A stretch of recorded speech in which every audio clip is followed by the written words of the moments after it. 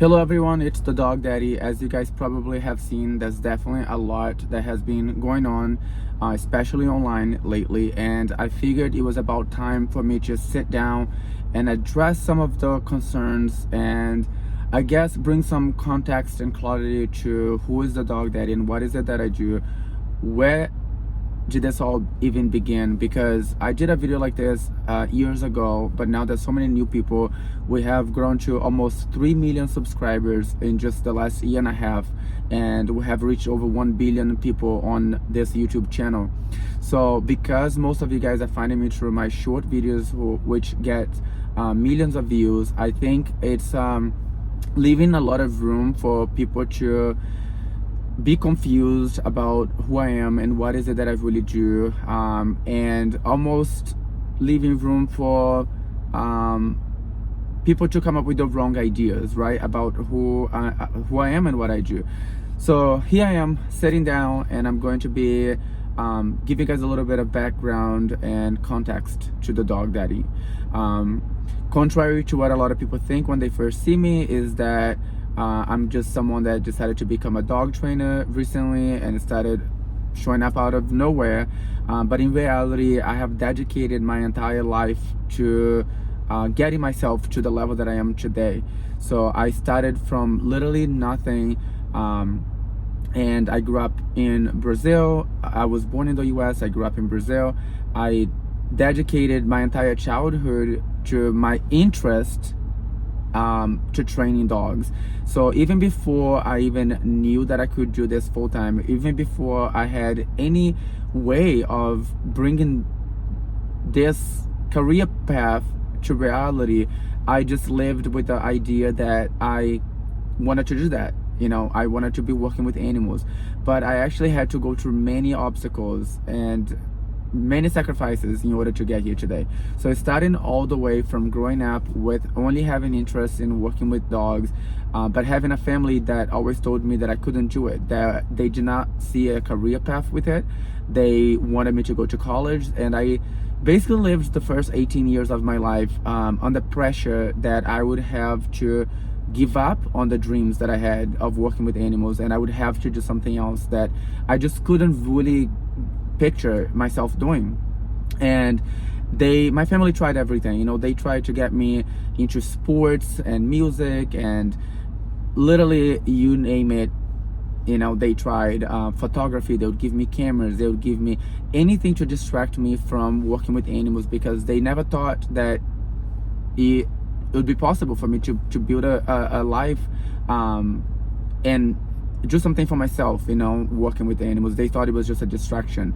And so it was very difficult growing up in that around that mentality that, you know, I would eventually have to be forced to do something else.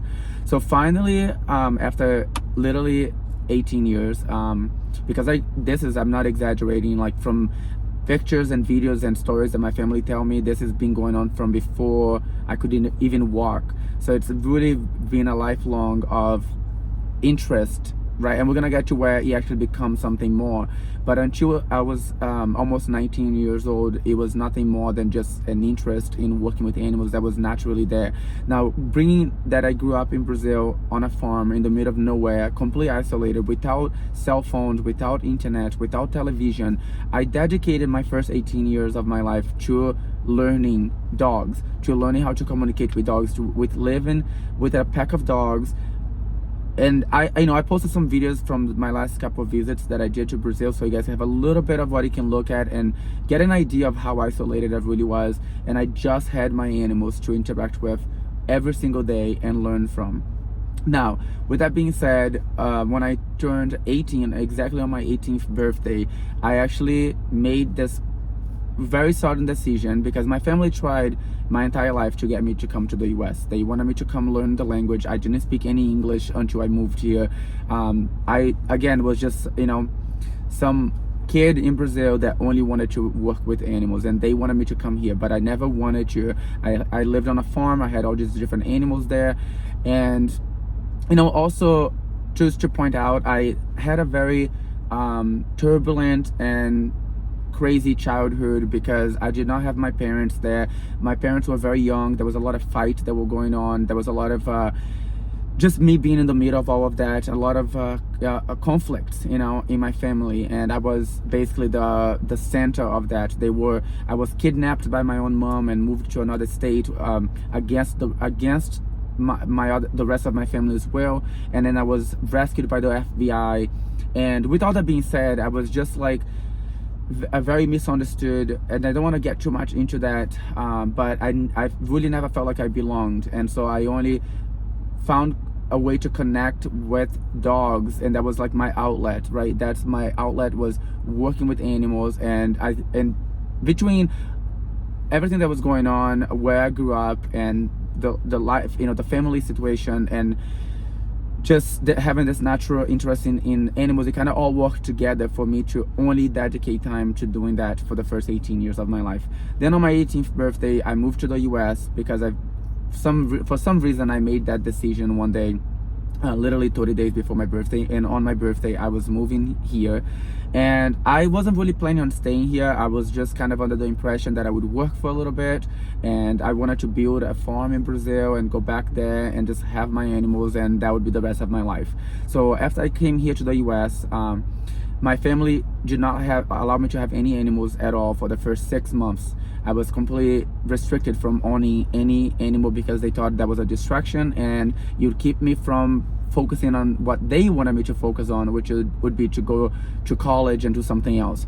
And after 6 months, and working, you know, 2 jobs in a restaurant as a dishwasher, learning the language, and just kind of taking it day by day, trying to figure out when I would go back to Brazil, I finally was allowed to get my first dog. Now, once I got this first dog, everybody immediately started asking me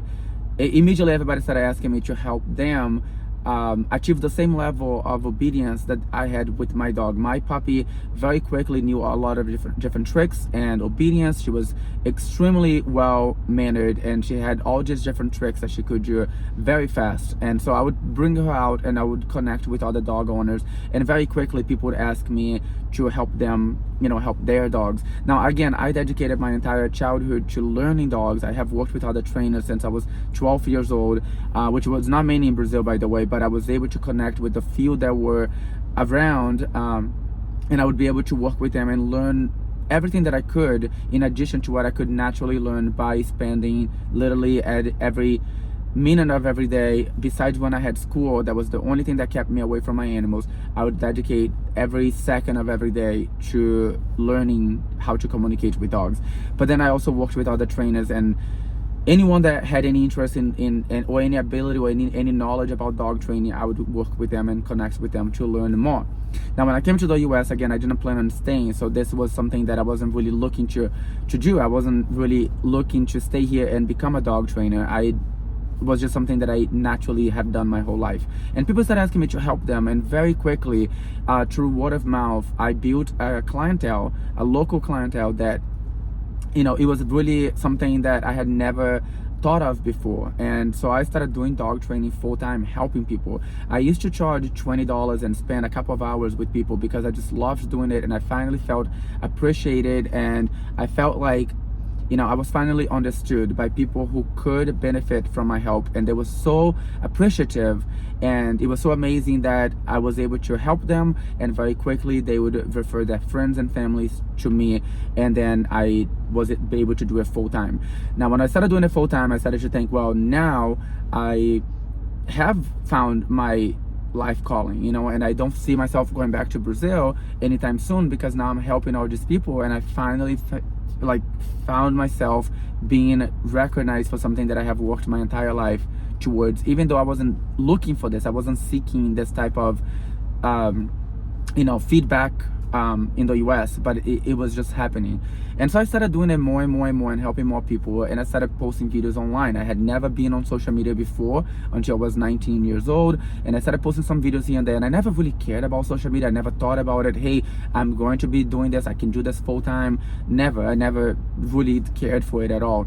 But, you know, with everything nowadays being on social media, my friends would tell me, you have to post just videos online, and I started posting little videos here and there, and I would go viral, and I would get more clients, but I still never had an interest in of doing this full-time at all. Now, after this continued to go on and on and on, I ended up getting more dogs and started getting more and more attention, and I started to realize that people were really drawn to what I do. It was very unique. I'm able to really help people. I'm able to make a difference, and people were impressed on how dogs would respond to me. So I started posting videos online, and still, I was learning everything on my own. I was figuring life. I was learning the language. I was learning everything, how to do this as a business, and how to live in the US and all of that. And I was doing all that on my own. I had moved out of my family. So long story short is also on this, that my family never, agreed to this. They wanted me to do something else. And for me to be able to do this, I had to move out. So when I was 19 years old and I had finally found people that understood me and connected with me and were able to benefit from my help, I decided that I was gonna do this full time, and my family were not in favor of that. So I ended up moving out. I was homeless. I was living out of my car. It was a huge struggle. I was still pretty new to the country. I had my dogs with me, and I had to figure all that and navigate through all that on my own. And there's so many horrible stories and things that I had to endure to continue to do this that I don't even want to touch. Those are things that it's a story for another day, but I just can guarantee you that between being homeless and having to face many different things that I had to face, in order to just not give up and go back home and be able to do what I'm doing today, I had to do that, and I knew it was the right thing, and I do not regret it for that reason. But I had to endure a lot of different things. Even after I figured myself out, after some months of struggling, being from hotel to hotel and sleeping in the car many nights, figuring out how I'm going to eat the next day, I moved into my first studio and I started to get my life together. But I still had to deal with many different obstacles, being so new to the country, being that I was getting so much attention so fast. I had to figure a lot of things out, and it was never easy. I had to go through many years of just finding myself and figuring out myself, and the only thing that I knew that I was good at is helping people with their dogs. There was never any questions about that. All my clients have been 100% supportive and highly appreciative from my help since the beginning. But I still had to figure everything else out, and I did, and I am here today. So before you guys see just flashy videos of my dog training content that I post, because I started to post more regularly on YouTube, and my other platforms only in the last year and a half. I have been doing this my entire life. Before all of this have come to be, before the Dog Daddy even existed, I was just Augusto training dogs and helping people my entire life, and fighting through every obstacles that were thrown at me, which we can talk about if you guys want in another video. But it was many. Most people would have given up on. Everybody that's around me, everybody that have been following me from the beginning, they always tell me they don't know how I'm still here doing what I'm doing and thriving.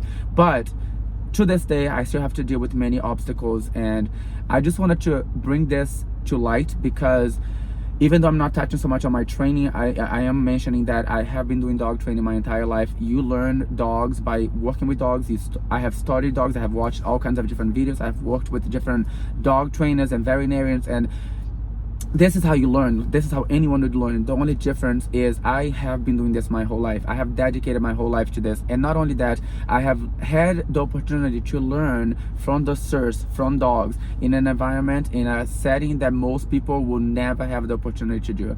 I was just fortunate, and by luck was able to have the experiences that I have had growing up on a farm in the middle of nowhere with a pack of dogs, to be able to have a level of experience with dogs that most people will never get to have. But that does not mean that I'm limited to just that. I have spent the last 10 years alone working professionally with clients, working with other trainers, and again, all kinds of different levels of experience, people with all different types of different levels of experience in the dog community. So I learn every single day, and I know what methods are the most effective and what methods are not very effective, and I utilize the best methods to really help save dogs and save the relationship between the owners and the dogs. A lot of people don't get to know all this about me. They only see the Dog Daddy, this flashy dog trainer who thinks he can just put a flashy outfit and pretend to be the greatest dog trainer. And you know, I have my style. It's just what I'm comfortable in, but that does not define the Dog Daddy. I have dedicated my entire life to this, and I just wanted to say this to you guys, because there's so many of you now, you know, and I really highly appreciate. On the bright side, we have reached over 1 billion people on this channel, which is incredible, and almost 3 million people have subscribed to my channel, and I love you guys so much. There's so many other videos that will be coming up, explaining more of what I do and showing you guys more, you know, full details of my training and how I'm able to help the dogs and the families that I work with. But this is just in the moment. I have been meaning to make this video for a long time, and I'm sorry, I'm not even gonna edit this video. I'm going to put out just the way that it is. I just sat here in my car and I am delivering this message, and I hope you guys get to understand a little bit of where I come from and what I'm all about. And you know, go through my videos, go through my old videos, learn a little bit more from where I began, and definitely stay tuned for many more videos that will be coming out that will be completely different than what you guys have seen so far. So it's getting dark. I'm just filming this on my phone, but again, I love you guys. I really appreciate you. Consider subscribing, and definitely stay tuned for all the upcoming content that I have coming soon.